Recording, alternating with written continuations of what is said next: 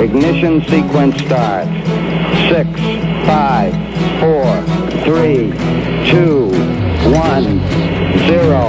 Liftoff. We have a liftoff.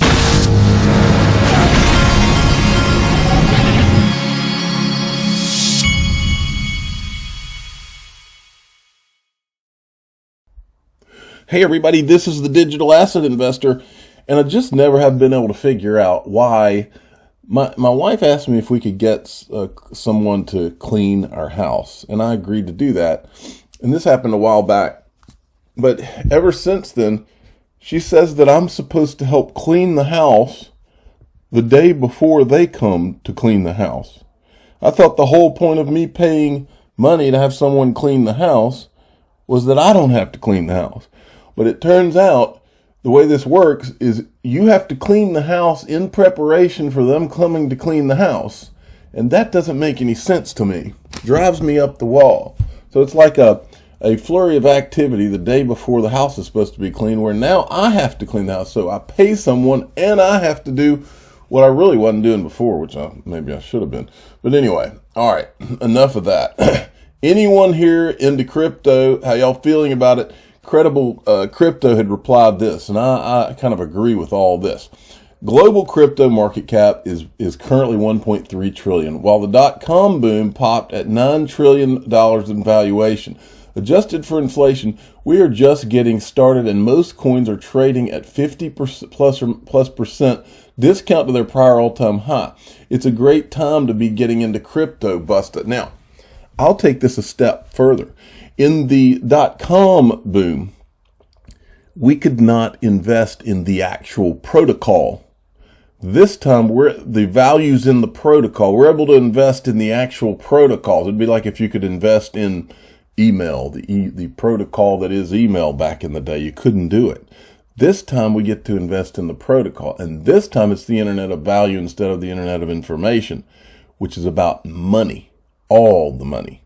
So this is way by far bigger than the .com thing. And so the fact that we're at 1.3 trillion, anybody who doesn't understand the opportunity here has lost their ever-loving mind.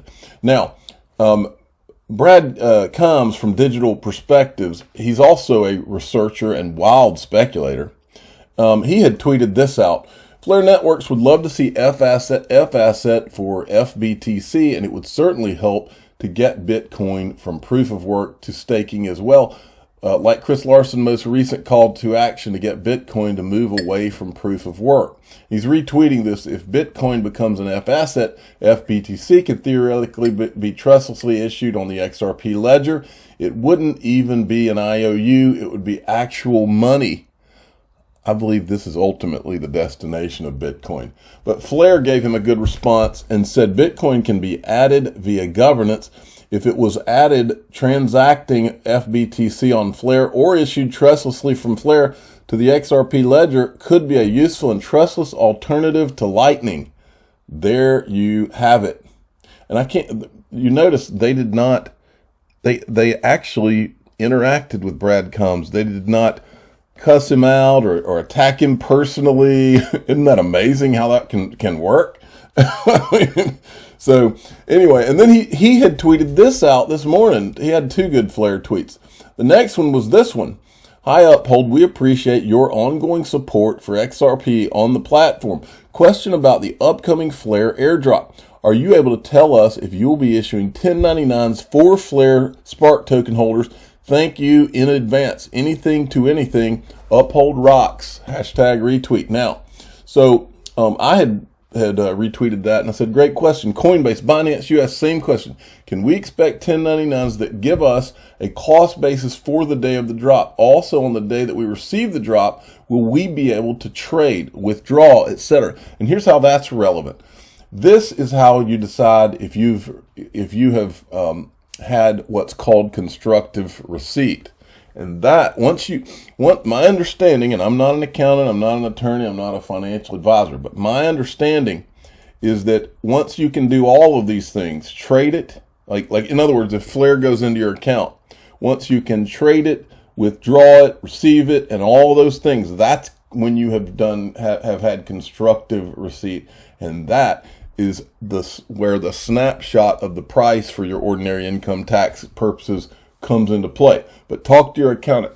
This is just the culmination of many things I've read and watched and seen and my understanding. Okay.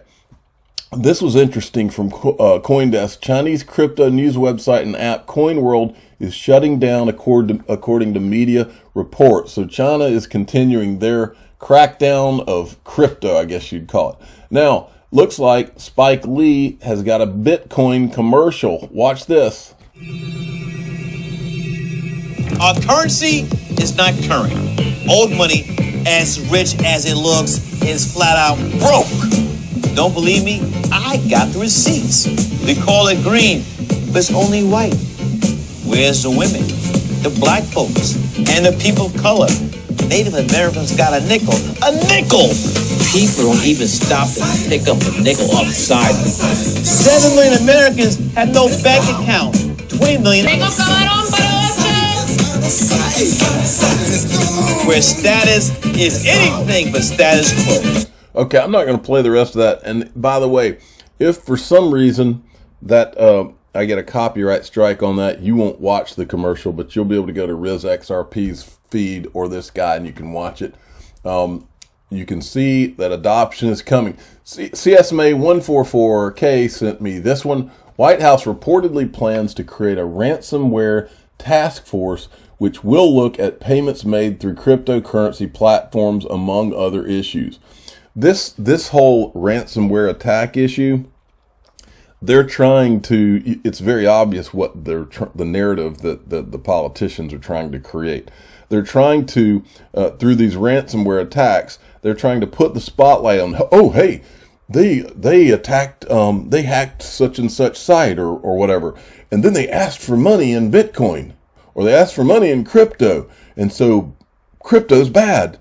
We need to focus on crypto. So, and I don't think this is a coincidence. I think that they're using this as an excuse to kind of highlight crypto and regulate crypto.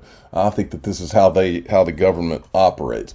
Gator Trader sent me this one. Fed chairman suggests that Bitcoin could become obsolete if U.S. digital currency existed. You don't say. Look, I'm not saying that they're going to get rid of Bitcoin. I don't think they are. But what I am saying is that I believe the plan all along was to crack down on Bitcoin and rein it in. It's just like Brad Garlinghouse said, if you plan on trying to replace the fiat money, they're going to bring out the tanks and the guns, and they will. And that's the common sense that we've been thinking all along on this thing. Okay, now here is Jerome Powell. This is a video of him, I guess, yesterday from James Rule XRP. There are certainly advantages to a central bank digital currency or a faster payment system. But there are certainly risks. That's the case, right? This is not a riskless proposition. It's a pretty bold proposition for the Federal Reserve, is it not? Yes, and we'll lay out the possible potential benefits. We'll put those out on paper, and also, the potential risks that are undertaken. And I think those have been written up in many forums around the world, and I think both are real. And it really depends. A lot depends on the U.S. institutional context and on why we would need a central bank digital currency and how you weigh those costs and benefits. So that's really the nature of the exercise. And so stable coins certainly have some advantages in terms of a faster payment system and have some of the attributes of CBDC. But there are some risks with stable coins right now. Are there not? Are there concerns you have about stable coins? Yeah, I think the issue, stable coins are a lot like money market funds. You can see where this is going, folks.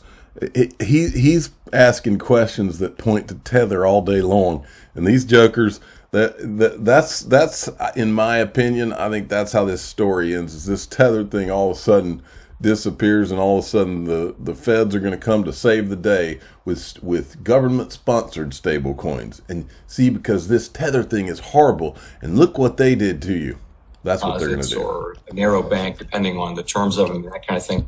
but without the regulation. And I think we have a tradition in this country where the public's money is held in what is supposed to be a very safe asset. We have a pretty strong regulatory framework around bank deposits, for example, or money market funds.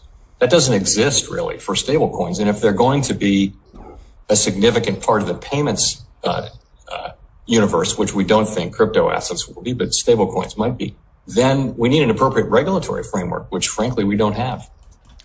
We will soon. Hey, Oseko Carmona sent me this one. Hester Pierce got into a little, I don't know if you'd call it a tiff, but you could tell she was a little bit not happy. We still need crypto clarity. I don't know about you, but how sick and tired of you are, how sick and tired are you of hearing the government, whether it's the SEC or any other branch, including Jerome Powell from the Federal Reserve? How many years now have they been talking about how we need clarity and they haven't done anything?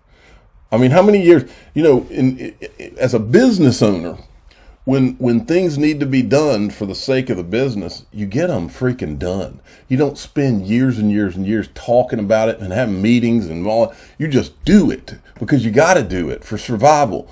These people, when they're on the government dole, it's a whole different set of priorities for them because they're getting paid regardless of whether anything gets done. I mean, that's the difference, and that's why people in not just the U.S., but all these countries are just so sick and tired of all these government bureaucrats that don't get crap done or get bad things done, and then we, the people, pay for it. We end up not just literally paying for it, but paying the price for the bad decisions. Makes me sick. So anyway, she can't believe she's actually being questioned, I guess. But Coining203 says, wait, isn't this supposed to be your job? Good point. I'll be right on that. Oh, wait, I'm only one of 5 commissioners, but I'm working on it. Well, how long are the one of 5 commissioners going to be working on it? I mean, and the federal, I mean, we've been working on it. It's been worked on let's do it. Come on, let's quit having all the meetings and everybody getting their 5 minutes to let the world know how important they are, and do it. Just do it. That's what Nike said. Just do it. That's on the thumbnail for today, I think. I'm going to have to write that down. Just do it. That's what all it took was that simple phrase for Nike. Everybody understood that. Okay. And then this is Ashish Burla, a clip from Bank XRP that I had missed the other day. We welcome thoughtful, proper regulation, and I think that's been missing. I'm excited to see what comes out. I'm confident in our governing body that they will come out with the right kind of regulation that not only protects consumers but also enables companies like Ripple, Coinbase, Circle, and others continue to innovate in this space. Alrighty, and then we have, this is an interesting thread. I'm not going to go through all of this, but this is from the guy that created Dogcoin. And he said, I'm often asked if I will return to cryptocurrency or begin regularly sharing my thoughts on the topic again. My answer is a wholehearted no, but to avoid repeating myself, I figured it might be worth. Anyway, he basically says that the space has changed and this is more about people making money now and da-da-da-da-da. In other words, he was above the fray. He wasn't interested in making money or anything. I'm sure he didn't make any money on Dogcoin or anything like that when he put that out. I'm sure he didn't hold any out for himself to make himself rich because he's above all those things. He doesn't care about money and all that. And he's just so disgusted by all the other people in this space that are interested in trying to get rich. He's just way above all that, right? Well, I would imagine if I've got my money on it, I'm saying this guy probably saved quite a bit of Dogcoin for himself and cashed out. At a minimum, got himself a nice car. Okay, John Deaton, I agree with Attorney Jeremy. I believe him in the deposition will go forward. If it doesn't happen, Jeremy can continue to never be wrong and say it was Deaton that was wrong. So anyway, they were joking about that. I hope they're right about him getting getting deposed. And then James Phelan had put this out, the public call and number for the telephone conference regarding the SEC's motion to quash William Hinman's deposition has not been docketed yet, so I have nothing to report tonight. When I get it, you'll get it. So that the hearing is supposed to be a public hearing at 3 o'clock today. So I'm hoping that I can get in there and listen. I'm hoping I'll be around at 3 myself. Okay, then we have, many of you have never seen this. It's only 23 seconds, and Jeannie put it up. It's one of those surreal clips that's worth playing 1,000 times. Brad Garlinghouse. Well, so when XRP was created, this actually was created before Ripple existed. The creators of XRP decided there'd be 100 billion units because they saw it as rather than having a smaller number with a very high price, they saw it as something they wanted to be effectively a global reserve currency. I mean, I don't know too many startups that begin before the company's even formed who say, hey, we'll be a global reserve currency. I mean, come on. Now, this is interesting. James Rule put this out, and this is really such an important point because I think that a lot of people have been screwed by our financial system, and not just in the U.S., but around the world. And I think there's a lot of people that are approaching retirement age and don't have anything to show for it. And I think that crypto IRAs are going to be one of the things where people see an opportunity to come in and get the kind of gains that they can't get anywhere else. And that's kind of what he says here. Multiply my retirement by 7-fold in less than a year. And he says iTrustCapital has enabled him to do that. And this is iTrustCapital. And I'll show you, I've shown this several times, but I want to show you their cryptocurrency. These are the cryptocurrencies you can get now. And their recent one that they added was Solana. And then they're about to add Algorand and Engine.